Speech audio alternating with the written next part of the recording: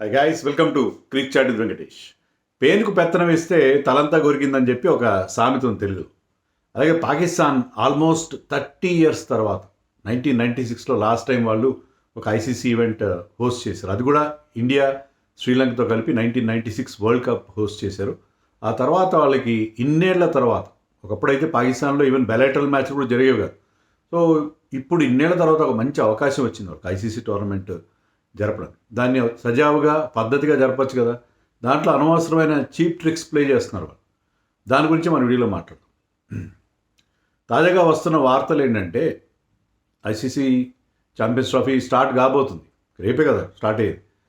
So అక్కడ మామూలుగా మనం చూస్తాం కదా, ఇలాంటి ఐసీసీ ఈవెంట్ జరుగుతున్నప్పుడు స్టేడియంస్లో, ఆ ఈవెంట్ జరిగే స్టేడియంస్లో ఆ పార్టిసిపేటింగ్ నేషన్స్ అన్నిటి ఫ్లాగ్స్ పెడతారు, ఫ్లాగ్స్ ఎగరేస్తారు.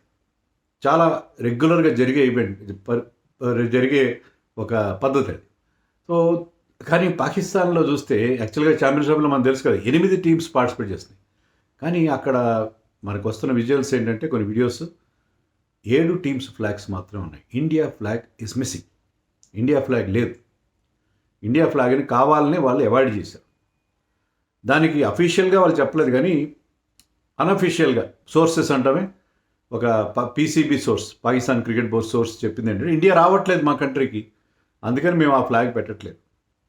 అది ఎలా అవుతుంది? అన్ని టీమ్స్ పార్టిసిపేట్ చేస్తున్న అన్ని టీమ్స్ పెట్టాలి కదా.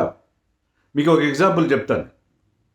ఇప్పుడు నేను అదే చెప్పాను, 1996లో మనం జాయింట్గా హోస్ట్ చేసాం, సంయుక్తంగా ఆతిథ్యం ఇచ్చాం world cup, 1996 one day world cup. అప్పుడు శ్రీలంకలో మ్యాచ్లు జరిగాయి, ఇండియాలో జరిగాయి, పాకిస్తాన్లో జరిగాయి. ఇండియా శ్రీలంక వెళ్ళి మ్యాచ్లు ఆడలేదు, పాకిస్తాన్ వెళ్ళి మ్యాచ్లు ఆడలేదు. కానీ అప్పుడు అన్ని దేశాల్లో ఫ్లాగ్స్ పెట్టారు. ఇండియా ఫ్లాగ్ కూడా పెట్టారు. అక్కడ ఆ దేశానికి వచ్చారు రాదని అనవసరం, మీరు ఆ ఈవెంట్లో పార్టిసిపేట్ చేస్తున్నారు లేదా, టోర్నమెంట్లో పార్టిసిపేట్ చేస్తున్నారు లేదా అని ముఖ్యం. సో అప్పుడు ఇండియా పాకిస్తాన్ వెళ్ళి మ్యాచ్లు ఆడలేదే, శ్రీలంక వెళ్ళి మ్యాచ్లు ఆడలేదు, కానీ అన్ని దేశాల ఫ్లాగ్స్ పెట్టారు. అప్పుడు ఎప్పుడైనా పెడతారు. సో వాళ్ళు ఇండియా రావట్లేదు మా దేశానికి, అవాయిడ్ చేస్తున్నారని చెప్పి వాళ్ళు ఇలా చేయడం చాలా చాలా చీప్గా, చాలా చెత్తగా అనిపించింది నాకు. ఎందుకో యాక్చువల్లీ ఇవన్నీ కూడా నేను ఆ మధ్య ఒక వార్త వచ్చింది ఏంటంటే, India refuse to have Pakistan's name on the chest. మామూలుగా మనకు తెలుసు కదా, లెఫ్ట్ సైడ్లో మీ క్రికెట్ బోర్డు లోగో ఉంటుంది మనం టోర్నమెంట్స్ ఆడుతున్నప్పుడు, రైట్ సైడ్లో మీకు ఐసీసీ లోగో ఉంటుంది. దాని కింద ఆ ఈవెంట్ పేరు, అది ఎక్కడ జరుగుతుంది అనేది ఉంటుంది. మనకి అప్పట్లో వచ్చిన న్యూస్ ఏంటంటే, India refuse to have Pakistan's name on it's Jersey అని చెప్పి ఒక గాలి వార్త వచ్చింది. కానీ యాక్చువల్గా మనకు తెలిసింది ఏంటంటే, తర్వాత బీసీసీఐ క్లియర్గా క్లారిఫై చేసింది ఏంటంటే, లేదు, మేము పాకిస్తాన్ పేరు పెట్టుకునే జెర్సీలో పాకిస్తాన్ పేరు మేము అబ్జెక్ట్ చేయలేదు, Pakistan name will be there, వాళ్ళు హోస్ట్ కాబట్టి వాళ్ళ పేరు ఉంటుంది అని చెప్పి ఇండియా చాలా చాలా డిగ్నిఫైడ్గా ఆ ఇష్యూని హ్యాండిల్ చేశారు. సో ఇండియా జెర్సీ పైన డెఫినెట్గా పాకిస్తాన్ పేరు ఉంటుంది. పాకిస్తాన్ వెళ్ళకపోయింది. సో పాకిస్తాన్ వెళ్ళట్లేదు కాబట్టి ఇండియా తప్పించుకోవచ్చు కదా, తప్పించుకోలేదు. అప్పుడు ఒకవేళ ఇండియా ఆ పేరు పెట్టకపోతే ఇండియాని కూడా నేను క్రిటిసైజ్ చేసి ఉండేవాడు. ఆ వీడియోలో, అప్పుడు నేను చేసిన వీడియోలో కూడా అదే చెప్పాను. ఎందుకంటే Pakistan is host nation. Pakistan వెళ్తారా లేదని అది మీ పర్సనల్ డెసిషన్ కాదు, అది మీ గవర్నమెంట్ డెసిషన్. ఈవెన్ అది బీసీసీఐ డెసిషన్ కూడా కాదు, అది ప్రభుత్వం చేతిలో ఉంటుంది. Security and there are several political and international aspects to be looked into. చాలా రకరకాల కన్సిడరేషన్స్తో ఆ నిర్ణయం తీసుకున్నారు. సో దానికి అది వేరే. కానీ హోస్ట్ నేషన్ పాకిస్తాన్ అనేది ఖచ్చితంగా, ఈవెన్ దుబాయ్లో జరిగినా సరే, మనం ఆడే మ్యాచ్ దుబాయ్లో జరిగినా కూడా host continues to be Pakistan. అలాగే మనం పాకిస్తాన్ వెళ్ళి ఆడినా ఆడకపోయినా కూడా టోర్నమెంట్లో మనం కూడా ఉన్నాం. సో మన ఫ్లాగ్ అక్కడ ఖచ్చితంగా ఉండాలి. కానీ పాకిస్తాన్ వాళ్ళు చాలా చిల్లరగా బిహేవ్ చేస్తూ ఇండియా ఫ్లాగ్ లేకుండా చేశారు. వాళ్ళకి ఏంటంటే అవకాశం వచ్చింది, దాన్ని సక్రమంగా చేయాలి కదా. ఈవెంట్ ఇప్పటికే అక్కడ స్టేడియంస్ సరిగ్గా రెడీ కాలేదు, రకరకాల ప్రాబ్లమ్స్ అవుతున్నాయి. No doubt, even inauguration of the tournament miss అయింది. ఫోటోషూట్, ఇనాగరేషన్ అంటే పెద్దగా ఏం జరగదు, ఫోటోషూట్లో అందరు క్యాప్టెన్స్ పార్టిసిపేట్ చేస్తారు. బట్ రోహిత్ శర్మ కాదు, Indian board refuse to send Rohit Sharma our Indian captain to Pakistan. దాంతో ఆ ఫోటోషూట్ రద్దయ్యి. అది వేరే విషయం. ఫోటోషూట్ రద్దవడం అనేది అది కూడా పొలిటికల్ ఇష్యూ. కానీ ఎందుకంటే ఫిజికల్గా మన క్యాప్టెన్ అక్కడికి వెళ్ళాలి. కానీ మనం యాక్చువల్గా మనం ఎందుకు పాకిస్తాన్ అనట్లేదంటే సెక్యూరిటీ ఇష్యూ కూడా ఉంది.